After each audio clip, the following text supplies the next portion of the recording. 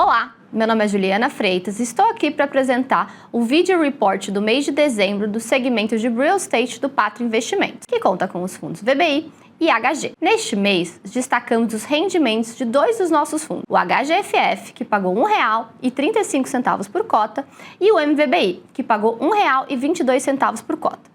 Para apresentar o panorama de mercado deste mês, trazemos Ricardo Vieira, diretor de Real Estate Securities. Em dezembro de 2024, o IFIX caiu 0,7% após um mês de altíssima volatilidade.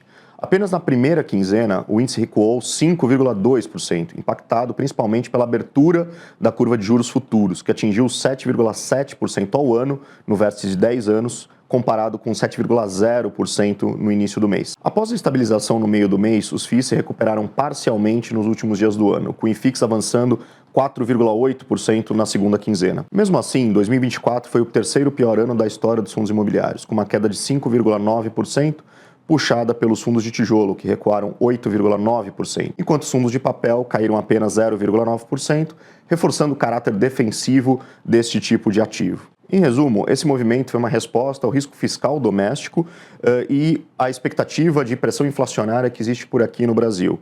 E as perspectivas também desafiadoras que existem em relação ao déficit fiscal brasileiro, tudo isso somado a juros elevados no exterior, especialmente nos Estados Unidos.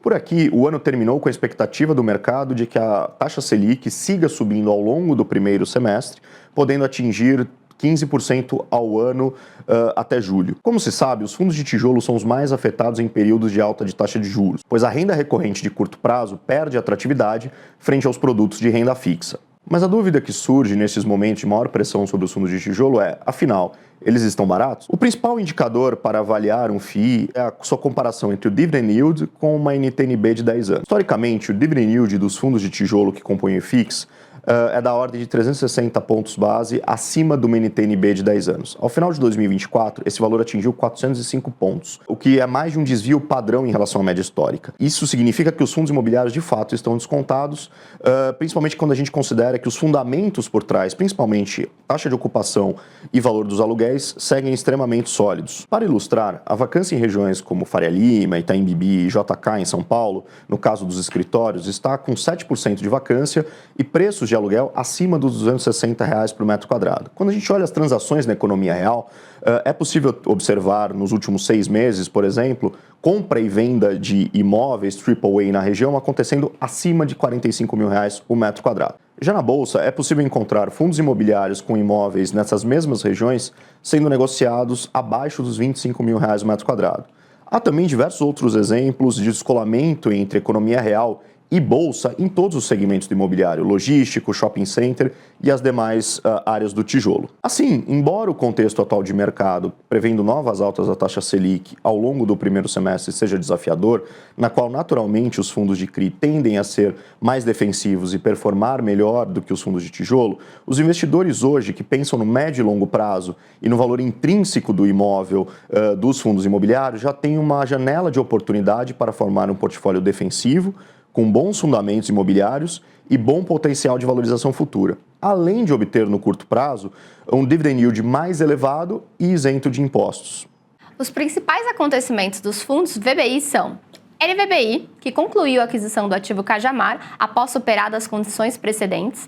E vale lembrar que neste ativo a gente conta com uma renda mínima garantida por 12 meses contada a partir da data de aquisição. PVBI, que concluímos 2 novas locações, uma no ativo The One e outra no ativo FL 4440. Vale mencionar que essas locações são importantes porque elas diminuem a vacância do fundo, que é um dos nossos compromissos para o ano. Por fim, destacamos 2 movimentações no fundo VBI Agro. A primeira é a renovação dos contratos da BRF, que foram prolongados para 2034, e a alteração do ticker de negociação, que deixará de ser QAGR11 para ser PLAG11 a partir do dia 4 de fevereiro. Agora, passa a palavra para Bruno Margato passar pelas atualizações dos fundos HG. Bom, esse mês de janeiro a gente acabou de publicar no final do mês o FR do HGRU. A gente fez a venda de Porto Velho, uma venda recém-comprada, na verdade. A gente acabou de comprar um portfólio de lojas do Açaí, em meados do ano passado. E a gente rapidamente já conseguiu fazer essa primeira venda desse portfólio. Uma venda que traz um lucro de 3,5 milhões para o fundo, ou seja, a gente já aumenta a capacidade de distribuição ainda nesse semestre. e fez uma tira espetacular dado o tempo de carrego, né? A gente comprou a loja agora, então a gente conseguiu fazer uma venda com 20% de ganho. Então, acho que já começamos o ano aí com um excelente resultado para o fundo e uma boa transação olhando sob perspectiva do fundo. Para apresentar um resumo dos acontecimentos do ano, trazemos Augusto Martins. Bom, nesse primeiro vídeo reporte de 2025, a gente passa aqui por 4 acontecimentos relevantes da plataforma de real estate. De longe, o mais relevante foi a unificação dessa plataforma dentro do Patria, a junção dos que a gente chamou de time HG e time VBI, com agora quase 23 bilhões de reais. Né? Em agosto, a gente concluiu a transferência de todo o negócio HG, que são aí 12 bi de reais, todas as pessoas. Também em agosto, a compra dos outros 50% da VBI pelo Patria, e agora essa plataforma grande, que é a maior independente dentro do setor de fundos imobiliários, a maior de longe no setor de tijolo, e muito relevante em securities, né, o FOF, Hedge Fund e em CRI. E o que esse time fez durante o ano?